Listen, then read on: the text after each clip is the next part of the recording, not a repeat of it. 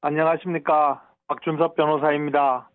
이재명 대통령의 재판이 연달아 연기되면서 이와 관련된 헌법 해석이 논쟁의 중심으로 떠오르고 있습니다. 국민의힘은 지난 11일 이재명 대통령의 공직선거법과 대장동 사건 등 각종 재판이 사실상 무기한 연기된 것과 관련해 법원의 재판 재개를 촉구하며 서울고등법원 앞에서 현장 의원총회를 열고 규탄 시위를 벌였습니다. 의원 83명은 이 대통령의 재판 연기에 대해 사법 위에 정치 없다, 사법 정의 지켜내자, 당장 재판을 속개하라는 구호를 외쳤습니다.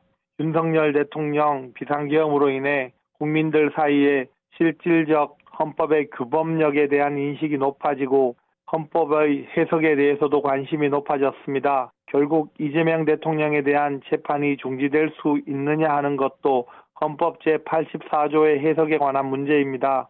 헌법 제84조는 대통령은 내란 또는 외환의 죄를 범한 경우를 제외하고는 재직 중 형사상 소출을 받지 아니한다고 규정하고 있습니다.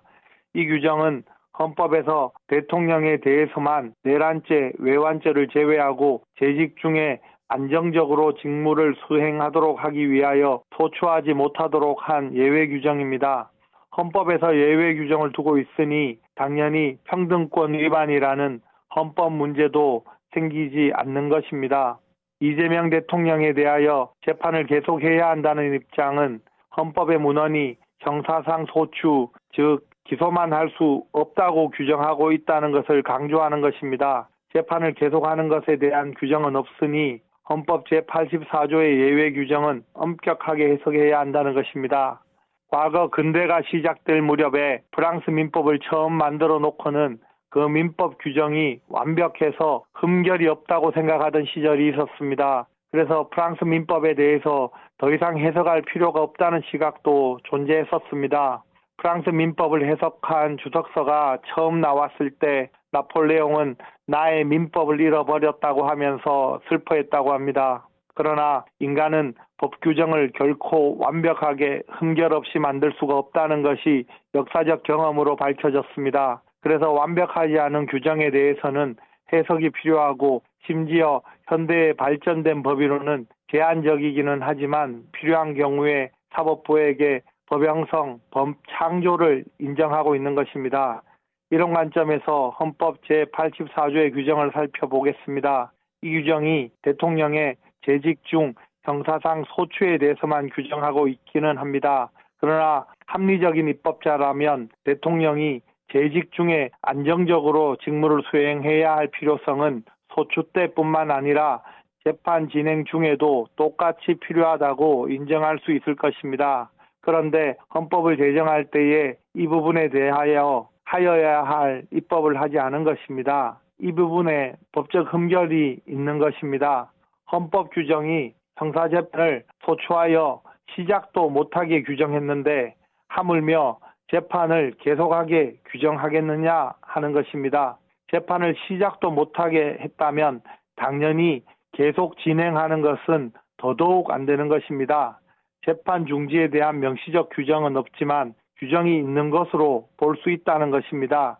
이것이 소위 작은 것으로부터 큰 것으로의 추론의 법리, 즉 법유추라는 법논리입니다. 이런 법 형성은 예외 규정이라고 금지되지 않습니다.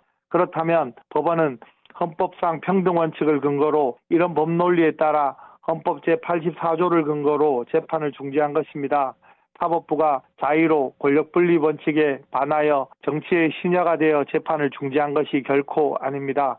법원이 이런 논리로 중지한 재판에 대하여 헌법 제68조 2항이 대통령이 판결 기타 사유로 그 자격을 상실한 때 후임자를 선거한다라고 규정하고 있으므로 이 조항의 판결에 법원의 판결이 포함된다고 해석하면서 재판을 중지하면 안 된다는 정치권의 입장이 있었습니다. 그러나 모든 규정은 입법자가 합리적으로 체계적으로 입법하였다는 것을 전제로 해석합니다. 모든 조항을 조화롭게 해석하는 것을 체계적 해석이라고 합니다.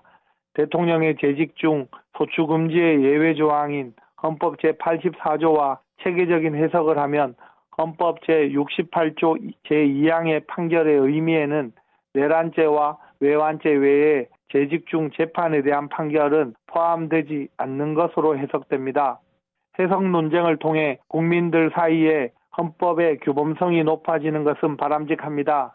그러나 가능한 학설이기는 하지만 주류의 법논리가 될 수 없는 법논리까지 동원하면서 사법부의 신뢰를 무너뜨리는 정치적 구호는 결코 바람직하지 않습니다. 특히 보수당을 표방하는 국민의힘당이 국가의 권위와 신뢰를 무너뜨리는 정치적 주장을 하는 것은 보수의 가치에도 부합하지 않고 보수의 재건에도 도움이 되지 않습니다. 나라와 국민들을 살리는 좋은 정책으로 승부하는 보수당이 되기를 간절히 바랍니다. 감사합니다.